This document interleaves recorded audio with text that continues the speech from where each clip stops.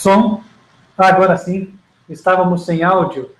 Saúdo você com a graça e a paz do Senhor Jesus. Que Deus abençoe grandemente a tua vida e que hoje Ele possa te ensinar coisas importantes que te ajudarão neste caminho que conduz à vida eterna.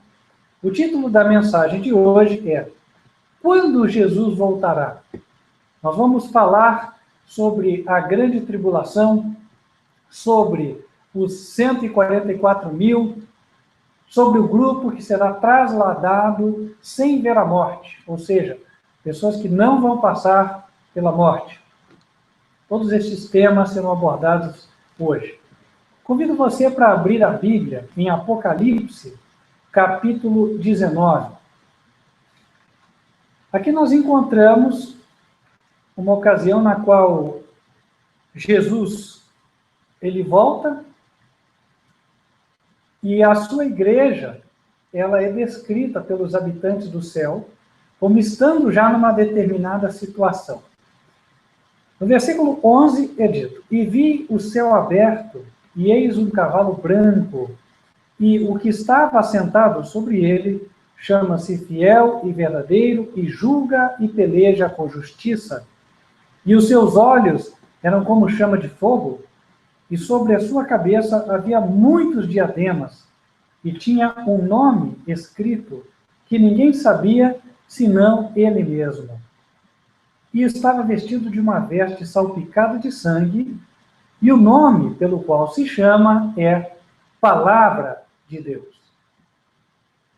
É uma referência clara a Jesus.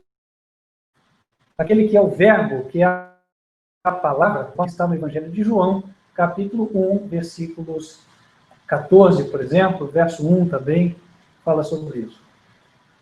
Ainda no capítulo 19 de Apocalipse, agora nós vemos como está a igreja no momento em que Jesus vem. Nós acabamos de ler o momento da vinda dele. O céu estava aberto e ele foi visto. Veja como estava. Versículos 7 e 8. Regozijemo-nos e alegremo-nos, dizem os anjos no céu, e demos-lhe glória, porque vindas são as bodas do Cordeiro, e já a sua esposa se aprontou.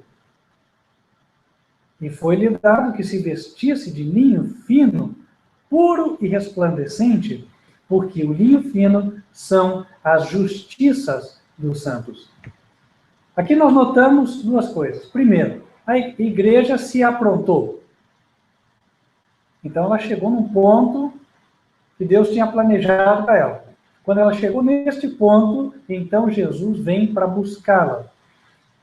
E é dito que ela se vestiu de linho, e o linho representa as justiças dos santos. Então significa que o povo de Deus na terra está praticando a justiça. Para quem não sabe o que isso significa, te convido a abrir em Salmos 119, versículo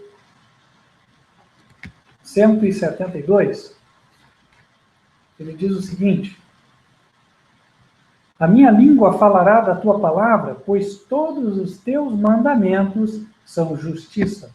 Deus terá, portanto, uma igreja que está, naquele momento, guardando os mandamentos. É possível guardar os 10 mandamentos? O Senhor, por meio da palavra, diz que sim. Inclusive, nós temos que nos vestir de justiça, ou seja, nós temos que estar em obediência aos 10 mandamentos, se queremos fazer parte da igreja que estará pronta para o retorno de Jesus. Em Efésios, capítulo 5, nós encontramos informações adicionais sobre este assunto. Versículo 20 e 25, a partir do meio do verso, a Bíblia diz: Cristo amou a igreja e a si mesmo se entregou por ela, para a santificar, purificando-a com lavagem de água pela palavra, para a apresentar a si mesmo, igreja gloriosa, sem mácula, nem ruga, nem coisa semelhante, mas santa e irrepreensível. Então Jesus está preparando a igreja e vai buscá-la quando ela estiver neste ponto aqui. Santa e irrepreensível. A palavra irrepreensível representa o quê? Não tem nada que possa ser repreendido. Quando ela é comparada com o padrão, ela está 100%, nota 10. O padrão de Deus é a lei, são os 10 mandamentos. Então, a igreja estar irrepreensível significa que os seus membros estarão obedecendo a todos os mandamentos do Senhor. Só para fechar e botar um ponto aqui, esta questão, nós podemos abrir em Apocalipse 14, versículo 12, onde o Senhor, ele nos diz o seguinte: aqui está, diz o texto, a paciência dos santos. Aqui estão os que guardam os mandamentos de Deus e a fé de Jesus. Ok? Então, estabelecido este ponto. A igreja que Jesus virá buscar é uma igreja irrepreensível. Aí é que nós começamos a fazer links muito interessantes. Em Apocalipse capítulo 14, no versículo 1, nós encontramos a visão sobre os 144 mil. O apóstolo João diz: olhei e eis que estava o Cordeiro sobre o monte Sião, e com ele 144 mil que, em sua testa, tinham escrito o nome dele e o de seu pai. E aí ele vai descrevendo características deste grupo, até chegar no versículo 5, é quando ele diz: na sua boca não se achou engano, porque são irrepreensíveis diante do trono de Deus.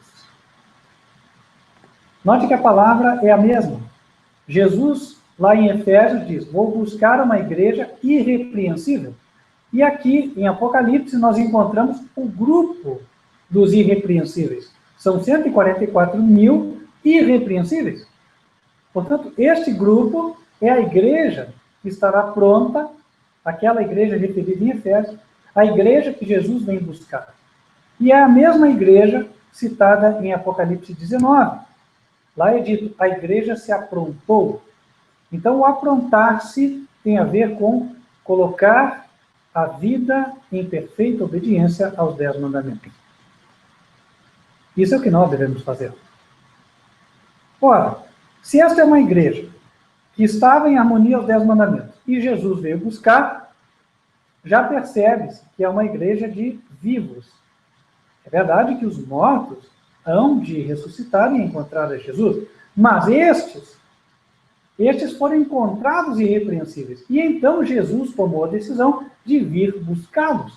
Portanto, estes serão trasladados para o céu sem ver a morte. Te parece estranho?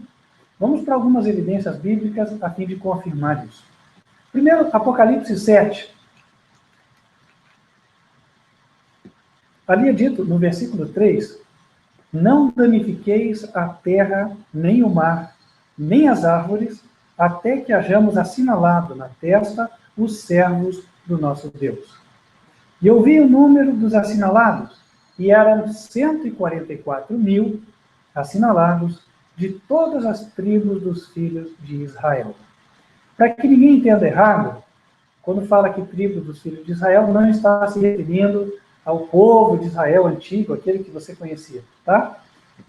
O apóstolo Paulo esclarece com muita propriedade, em Romanos capítulo 2, que os israelitas da era cristã, ou seja, os israelitas a partir da época em que Jesus estabeleceu a igreja cristã, eles são, na verdade, os crentes. Só vou confirmar isso para você. Está em Romanos capítulo 2, versículos 28 e 29.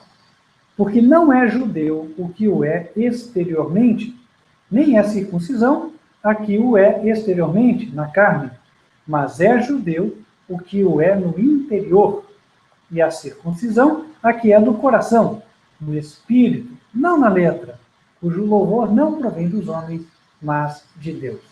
Então, são 144 mil crentes dos últimos dias, no tempo do Apocalipse, no tempo do fim. Qual é a experiência deles? Volta lá para Apocalipse 7. Versículo 13. E um dos anciãos me falou, dizendo: estes que estão vestidos de vestes brancas, quem são e de onde vieram? E eu disse-lhe: Senhor, tu sabes. E ele disse-me: estes são os que vieram de grande tribulação, lavaram as suas vestes e as branquearam no sangue do Cordeiro. Por isso, estão diante do trono de Deus e o servem de dia e de noite no seu templo. É dito que eles vieram de grande tribulação. Essa tribulação é referida lá em Mateus, capítulo 24. Jesus foi questionado pelos discípulos quanto aos sinais dos últimos dias. Versículo 3. Dize-nos, disseram os discípulos, quando serão essas coisas? E que sinal haverá da tua vinda e do fim do mundo? Então, Jesus disse no versículo 1, porque haverá então grande aflição, como nunca houve, desde o princípio do mundo até agora, nem tampouco haverá jamais. E se aqueles dias não fossem abreviados, nenhuma carne se salvaria. Note como todos os eventos estão relacionados. A pergunta dos discípulos foi sobre quando Jesus voltaria. Qual seria o sinal da sua segunda vinda? Então ele menciona a grande aflição. Outras versões, por exemplo, a revista Almeida e Atualizada, que é uma outra tradução para o português, em vez de aflição, ela traz exatamente tribulação. Então há uma conexão clara entre isso aqui e Apocalipse 7. Haverá uma grande tribulação, e este é o sinal anterior à segunda vinda de Jesus. Em Mateus 24, no verso 29, é dito: logo depois da aflição daqueles dias, o sol escurecerá, a lua não dará sua luz, e as estrelas cairão do céu, e as potências dos céus serão abaladas.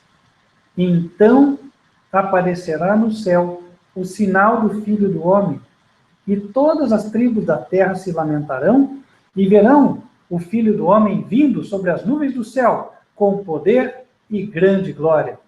E ele enviará os seus anjos, com rijo clamor de trombeta, os quais ajuntarão os seus escolhidos, desde os quatro ventos, de uma a outra extremidade dos céus. Então ele coloca aqui os eventos: tribulação, depois segunda vinda de Jesus e arrebatamento da igreja.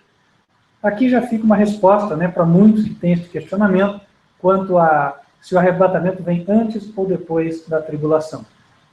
Vem depois. E aí, ele busca. Agora, qual é a igreja arrebatada neste momento? A igreja irrepreensível. E essa igreja irrepreensível é mencionada em Apocalipse 14 como sendo os 144 mil. Em Apocalipse 7,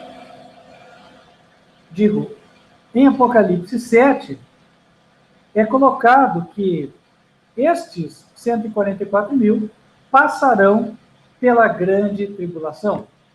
E aí você vai fechando a conexão. Quer dizer, eles vão passar por essa grande tribulação, mas vão vencer, vão estar vivos ao final da grande tribulação, e Jesus há de buscá-los, há de arrebatá-los depois disso. Há quem pense que os 144 mil serão os únicos salvos dos últimos dias. Não é verdade. O apóstolo Paulo mesmo, ele ia falar severa é uma palavra não muito conhecida, ele afirma que quando Jesus voltar, uma classe de pessoas será ressuscitada e então será levada, juntamente com a igreja dos 144 mil, que será arrebatada. O que eu quero dizer com isso? Muitas pessoas, nos últimos dias, elas dormirão, quer dizer que elas vão morrer, mas elas vão de ressuscitar quando Jesus voltar. E tantos esses, os que se ressuscitam, quanto os que estarão vivos, juntos se reunirão com Jesus nas nuvens do céu. Há duas passagens que tratam disso com mais clareza, queria citá-las agora. Uma delas é 1 Coríntios, capítulo 15, versículo 51 em diante.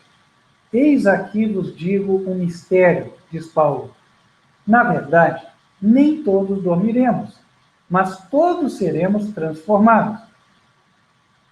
No momento, antes de eu avançar, é interessante ele comentar, nem todos dormiremos. Haverão aqueles que estarão vivos quando Jesus voltar. Portanto, serão trasladados sem verem a morte. Como nós já vimos que estes são o grupo dos 144 mil, conclui-se que os 144 mil serão compostos de pessoas que não conhecerão a morte, irão para o céu sem nunca morrer.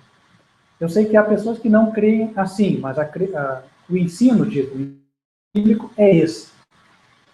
Continuamos. Todos seremos transformados, diz Paulo, num momento, verso 52, num abrir e fechar de olhos, ante a última trombeta, porque a trombeta soará e os mortos ressuscitarão incorruptíveis e nós seremos transformados. Então aqui vemos a união de dois grupos, os que já estavam vivos e aqueles que estavam mortos. Os vivos serão transformados. Esse nosso corpo, que é corruptível, ele será transformado num corpo glorioso e imortal. Enquanto isso, os que ressuscitam, já ressuscitam com este mesmo corpo glorioso e imortal. Não digo o mesmo nosso, claro, né? O corpo deles, porém, a semelhança do nosso, também glorioso e imortal. E no livro de 1 Tessalonicenses, no capítulo 4, o apóstolo Paulo também fala sobre isso, versículos 15 em diante. Dizemos-vos, pois, isto pela palavra do Senhor, que nós, os que ficarmos vivos para a vinda do Senhor, não precederemos os que dormem, porque o mesmo Senhor descerá do céu com alarido, e com voz de arcanjo, e com a trombeta de Deus, e os que morreram em Cristo ressuscitarão primeiro. Depois, nós, os que ficarmos vivos, seremos arrebatados juntamente com eles nas nuvens a encontrar o Senhor nos ares, e assim estaremos sempre com o Senhor. Portanto, consolai-vos uns aos outros com estas palavras. Portanto, mais uma vez, confirmado aqui. O grupo de vivos, 144 mil, será arrebatado sem ver a morte e será levado junto com aqueles que morreram na fé do Senhor Jesus. Estes são levantados, ressuscitados, e todos, estes dois grupos, vão juntos ascendendo ao céu para encontrarem-se com o Senhor Jesus Cristo. Glorioso momento, espero que todos nós participemos dele. Amém? Meu querido irmão, queria esclarecer um outro detalhe. Quando nós puxamos algumas passagens de Apocalipse, capítulo 7, pode ser que, dependendo da tua crença, você tenha ficado um pouco confuso. Por quê? Quando nós falamos dos 144 mil, nós mencionamos o versículo 4. Depois nós fomos direto para o versículo 13. Talvez você pense, puxa, mas será que está falando do mesmo grupo? Porque no versículo 9, a Bíblia fala de uma grande multidão. Será que essa multidão corresponde aos 144 mil? Este é o ponto em questão. É exatamente assim. O capítulo 7 trata dos 144 mil. No versículo 4, João diz, eu ouvi o número dos assinalados. Então ele ouviu. Quanto? 144 mil. Já no verso 9, ele diz, depois destas coisas, olhei, e eis aqui uma multidão, a qual ninguém podia contar, de todas as nações, e tribos, e povos, e línguas, que estavam diante do trono e perante o Cordeiro. Ou seja, primeiro ele ouviu o número, depois ele viu o grupo. Trata-se do mesmo grupo, são os 144 mil. Para você ter uma ideia, 144 mil pessoas correspondem a um grupo maior do que todo o estádio do Maracanã lotado. você conseguiria contar? Difícil, né? Por isso ele diz, ninguém poderia contar aquela multidão. E eles, em seguida, é dito sobre eles, né, que passaram pela grande tribulação. Os únicos que passarão pela grande tribulação e permanecerão com vida até o final são os 144 mil, portanto. Quando Jesus voltar? A gente volta, então, para a primeira pergunta. Quando a igreja estiver pronta. Quando os 144 mil estiverem obedecendo a todos os mandamentos de Deus. E você pode fazer parte desse grupo? Sim, claro que pode. Assim como eu também. Deus tem o maior desejo de trasladar, sem que veja a morte, aquele que alcançar testemunho de haver agradado o outro. Eu me refiro a Enoque também. Enoque é um exemplo dos 144 mil. Em Hebreus, capítulo 11, a Bíblia diz o seguinte, no verso 5. Pela fé, Enoque foi trasladado para não ver a morte e não foi achado, porque Deus o trasladara, visto como, antes da sua trasladação, alcançou o testemunho de que agradara a Deus. Enoque andou com Deus, diz a Bíblia em Gênesis, capítulo 5, e não foi mais achado porque Deus o levou. E nós somos convidados hoje a andarmos com Deus. Se andarmos com Ele pela fé em Jesus, receberemos o poder para que obedeçamos a todos os mandamentos de Deus e sejamos trasladados ao céu sem vermos a morte. Gostaria você de ter essa experiência? Pois hoje o convite é estendido a você. Houveram membros de outras denominações que já tiveram esta oportunidade. O convite foi lançado, mas as denominações rejeitaram. Uma a uma, as diferentes denominações rejeitaram a proposta de formar um grupo de membros perfeitamente obediente aos 10 mandamentos. A última que perdeu o bonde, por assim dizer, foi a Igreja Adventista do Sétimo Dia, como denominação maior. Em 1888, eles tiveram a sua oportunidade. Deus inspirou a 2 dos seus pastores, que chamavam-se Alex J. Wagoner e Alonso Trevor Jones. Eram, respectivamente, com 33 e 37 anos de idade. Eles apresentaram numa conferência lá na cidade de Minneapolis, em Minnesota, nos Estados Unidos da América, uma mensagem sobre a justificação, a qual foi rejeitada pela liderança, em parte por não querer aceitar serem instruídos pelos mais novos. E em seguida, infelizmente, esta mensagem foi rejeitada por toda a denominação, e mais tarde a denominação desgringolou um passo adiante na sua apostasia para a idolatria.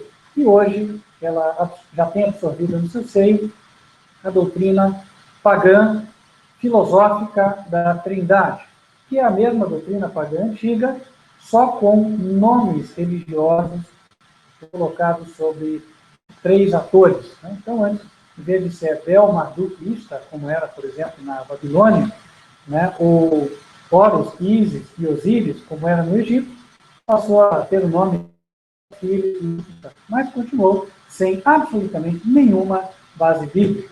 Para você não ficar só no que eu digo, dou um texto bíblico, contundente, afinal. 1 Coríntios, capítulo 8, versículo 6. O apóstolo Paulo diz: para nós há, no sentido de existir, um só Deus, o Pai. Pronto. Enquanto os deuses e os judeus criam, um só, o Pai. E Jesus diz, em João 8, verso 54, que o Pai dele era o Deus verdadeiro que os judeus criam. Então, fica aí comprovado que há um só Deus.